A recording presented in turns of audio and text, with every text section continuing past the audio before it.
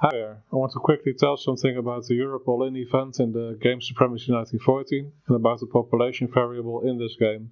In most of the maps that you encounter, provinces will have the same population. So a part of Greenland will have a population of 4 million and a part of the Netherlands will have this as well. Since population is equal everywhere, it is not of importance normally, but population actually does influence most game aspects. The only maps that use variable population are the 1910 historical map and the All In event map, so there are 3 different Europe maps. If you want more information about the other maps, I suggest that you visit the Discord link in the description below. Here you see a map of the population density. As you can see, nations with a lot of provinces have lower population density. It is not the case that some amount of population has simply been divided by the number of provinces. Total population varies somewhat, as you can see here. But for example, France only has around 30% more population compared to Albania. So what are the effects of this population factor? First, there's a simple linear proportional relationship between the output of resources and the population. If a province has X times more population, the basic output will be X times more as well. Second, the starting infantry is lower. Every 400,000 population adds 1 infantry to start with. That means that Russia has around 20% more starting infantry compared to Serbia. That's a modest advantage for large nations. Third, the upkeep costs are proportional to the population. If the population is 2 times larger, upkeep will be 2 times larger. France for that reason will be spending in this map a bit more resources in upkeep, since every 4 million of population requires 800 food, 800 material and 800 energy each day for each province.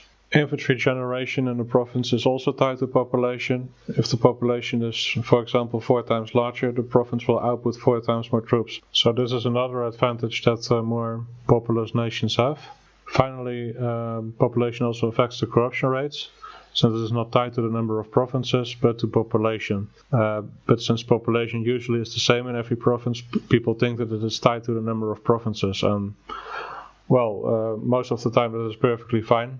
But in maps with variable population, it is not.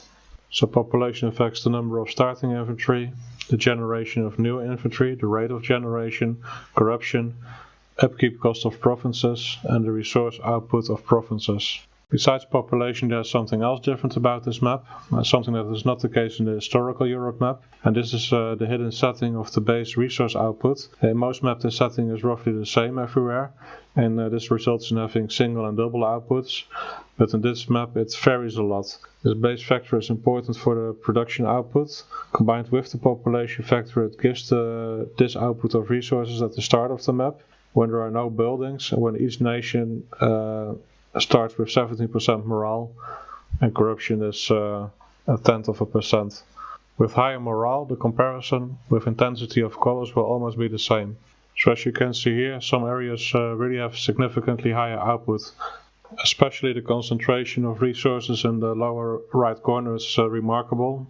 Scandinavia is interesting as well to start out perhaps, since having resources and troops concentrated in such a small area really offers some advantages. Of course it will be more easy to defend your country if it is more concentrated like this, but you also only have to make a couple of railroads, harbors and factories in comparison to larger countries. There is no advantage concerning output if you spread these out over more provinces. Also morale will rise quicker this way if you only have to take care of a couple of provinces.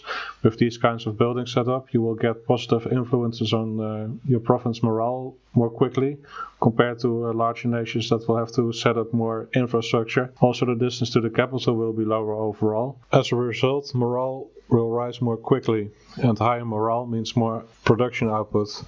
As you can see here, the differences in output are not that high to start with, and the nations that have slightly more output overall will have more upkeep costs because they have a bit more population. So concerning total output, the larger nations have no advantage really at all at the start of the game, and they will soon be behind in production as well for the reasons I have just mentioned.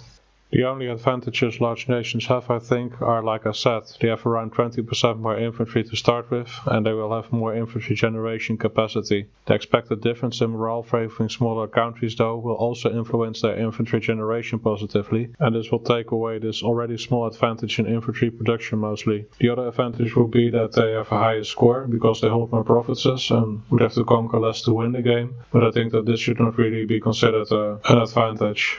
So you have an unbalanced map where larger nations are at a disadvantage generally, but this also offers more variety to the game, and it offers a bit of a challenge to more advanced players. The map also plays at speed times 4, and considering all the other differences, this map must offer a really interesting experience. You should definitely check it out sometime. If you found this video useful, please subscribe to the channel and give it a like.